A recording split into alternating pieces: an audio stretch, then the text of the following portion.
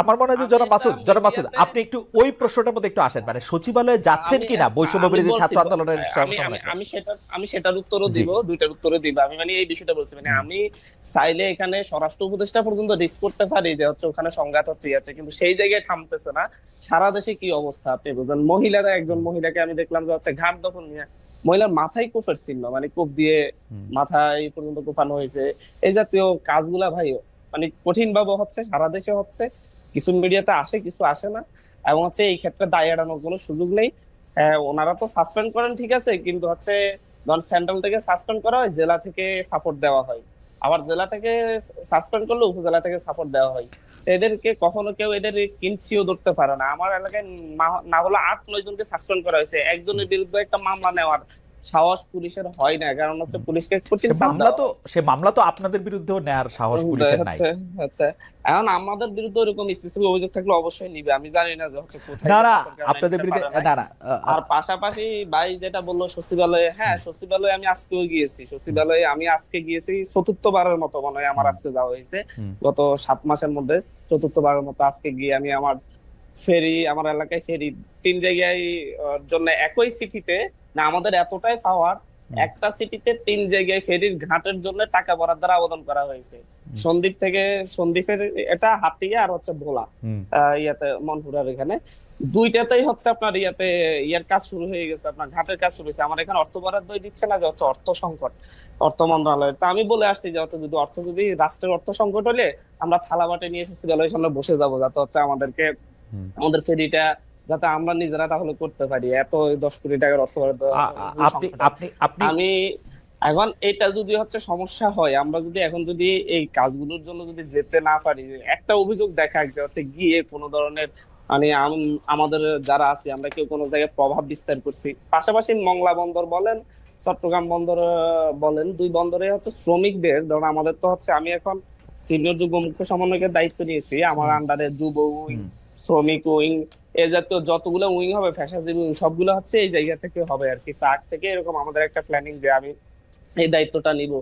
আমাদের শ্রমিক সংগঠন করার জন্য সারা দেশে যে কয়টাই শ্রমিক করেছে, রিক্সা শ্রমিকদেরও আমাদের একটা কমিটি আছে, সেখানেও আমি উপদেষ্টা, কিন্তু ভাইরাল করা হয়েছে মংলা বন্দরের শ্রমিকদের উপদেষ্টা আর হচ্ছে চট্টগ্রাম বন্দরের শ্রমিকদের উপদেষ্টা। যতগুলো শ্রমিক কমিটি হয়েছে প্রত্যেকটাতে আমি উপদেষ্টা হিসেবে আছি, কারণ হচ্ছে এটা আমাদের দলীয় একটা সংগঠন, মানে সহযোগী কি বলে না। কিন্তু জনাব হান্নান মাসুদ আমি আসলে বারবার এই প্রশ্ন করতে আমি আসলে আপনাদের আমি আরেকটু মজার বিষয় বলি ভাই, আর মজার বিষয় বলার আগে একটু কম মজার বিষয় একটু বলে নেবেন কিনা সেটার জন্য একটু বলতেছিলাম। চট্টগ্রাম বন্দরের কোন অফিসে কখনো কোন একজন অফিসারের সাথে আমার আজ পর্যন্ত কখনো দেখা হলো, উল্টো এই কমিটি করার পরে সেখানের চট্টগ্রাম বন্দরের চেয়ারম্যান আমাকে উকিল নোটিশ পাঠিয়েছে যে এই জায়গায় নাকি হচ্ছে শ্রমিক কমিটি করার কোনো সুযোগ নেই, এবং হচ্ছে এটার আইনি জবাব দিতে হবে।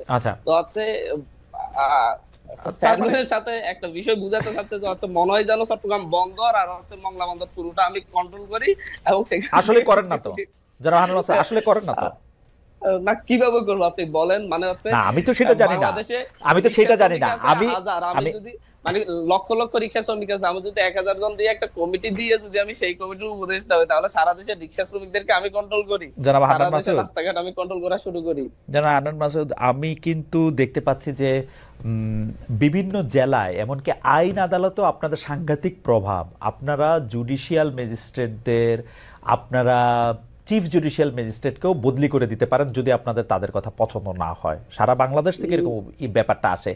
আমি আপনাকে কোনো ক্রস এক্সামিনেশন করতেছি না, আমি শুধু আপনার কাছে বিনীতভাবে জানতে চাচ্ছি যে এগুলি আপনি শুনছেন কিনা, এগুলি আপনারা করেন কিনা। না, আমি জুডিশিয়াল ম্যাজিস্ট্রেট সরানোর কোন ধরনের অভিযোগ আমি শুনি নাই বা হচ্ছে এটা জানি না। আমি তো দেখতেছি আমি নিজে একজন মানে হচ্ছে ইউনিয়ন পরিষদের সচিবের বিরুদ্ধে অভিযোগ দিতে দিতে আজকে সচিব মানে ইউনিয়ন পরিষদ চুরি হয়েছে, সেই ইউনিয়ন পরিষদের সচিবকে মামলা দিতে বলছে, মামলা সেরকম কোনো কিছু আপনার সচিব দেয় নাই। সেই সচিবকে সরানোর জন্য আমি কয়েকবার যাচ্ছি, ওনাকে সরিয়ে আপনারা তদন্ত করেন, সেই সচিবকে আজ পর্যন্ত আজকে প্রায় 15 দিন হয়েছে আজ পর্যন্ত সরানো যায় নাই। আমি নিজে একজন ইউনিয়ন পরিষদ সচিবকে সরাইতে পারতেছি না। আচ্ছা, কিন্তু আমার মনে হয় যে তাহলে জনাব হান্নান মাসুদ, আমি আপনাকে একটু আরো অনুরোধ করি যে আপনি তাহলে একটু চোখ কান আরেকটু খোলা রাখেন, কারণ আপনি চাইলে এই ব্যাপারগুলি, যেহেতু আমি আগেও বলছি, আমি আর এটার মধ্যে রিপিট করতে চাই না, তবে আপনি চোখ কান খোলা রাখলে এগুলো আপনি শুনবেন, মানে না এত মজার বা এত হেসে উড়িয়ে দিতে তখন হয়তো পারবেন না। যাই হোক, আমি এটা দিয়ে আজকে আমার এই অনুষ্ঠান, হ্যাঁ আপনি যেহেতু আমি বলছেন আমি আমি জেলাটার নাম, অবশ্যই খোঁজ আমি খবর জেলাটা নিব জেলাটার ঘটনাটা হচ্ছে লোকেশন কিনা। একটু বলি, এটা উত্তরাঞ্চলের একটা জেলা, আপনি খোঁজ নিলেই জানবেন।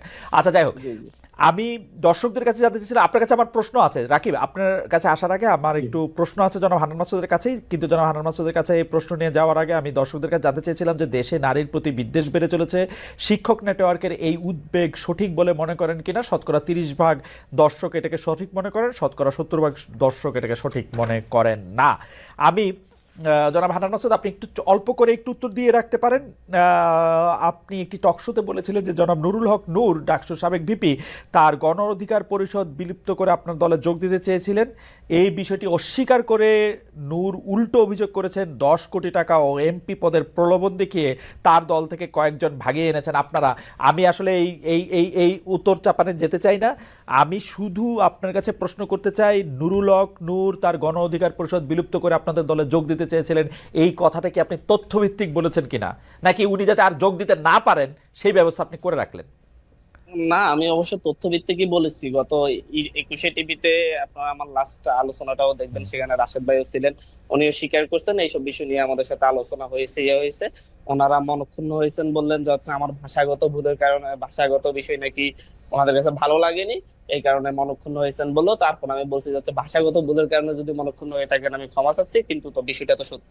তো এই জায়গা নিয়ে আমার মনে হয় সেই দিনের 21 টিভি সে আলোচনার পরে আর এই বিষয় নিয়ে হান্নান মাসুদ, আমি একটা, বাঁচাইয়ের আর কোনো আচ্ছা সুযোগ নেই। আমি বুঝছি হান্নান মাসুদ, আমি একটা কথা বলি, আপনাদের সঙ্গে কিন্তু আমারও কথা হয়, তাহলে কোনো এক পর্যায়ে যদি এরকম হয় যে আপনার সঙ্গে আমার একটা কথা চলতেছে, আপনাদের দলে আমি যোগ দিব কি দিব না, সেই সময়ের মধ্যে আপনিও কি এটা বলে দিবেন যে আপনার দলে আমি যোগ দিতে চেয়েছিলাম?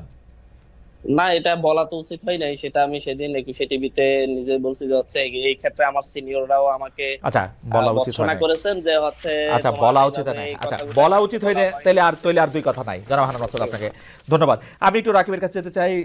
রাকিব, আমি আমি আপনাকে প্রশ্নটা করি, একটু গুচ্ছ প্রশ্ন আছে, যে আপনি বলছেন যে ছাত্রদল চাইলে গুপ্ত সংগঠনের অস্তিত্ব থাকবে না। এই গুপ্ত সংগঠন বলতে আপনি আসলে কাদের বুঝিয়েছেন? বিষয়টি নিয়ে প্রশ্নে অভিযোগ না করে নিজেরা হুঁশিয়ারি কেন দিচ্ছেন? আর আপনি মনে করেন কিনা ছাত্রদল বিএনপির লেজুর ভিত্তিক রাজনীতি করে? ধন্যবাদ। জনাব রাকিব।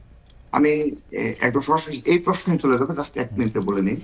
যখন যেহেতু হান্নান মাসুদটা সূচনা করেছে, আমি ওদের প্রতি শুভকামনা রইল, কিন্তু যখন এখন পর্যন্ত একজন বহিষ্কার করেনি, কিংবা শীর্ষ পর্যায়ে থেকে যখন একজন সুক্রোজ খাবে, বহিষ্কার হবে, তখন বুঝতে পারবে এটা দ্বারা সারা দেশে কি ধরনের একটা মেসেজ যায়, একটা বাজে মেসেজ যায়। কারণে এর আজকের দিন পর্যন্ত ওদের সংগঠনের একজনের বিরুদ্ধে কোনো ব্যবস্থা নেয়নি। নিলে দেখা যাবে যে তৃণমূলের প্রভাব করবে। তো যা হোক, আমি ওদের উত্তর সাফল্য কামনা করি, এবং বহিষ্কারের ও যেভাবে হেসে উড়িয়ে দেয় প্রতিটা টকশোতে দেখি যে এই বহিষ্কার হ্যান্সার এটার একটা নেগেটিভ দাঁড় করা।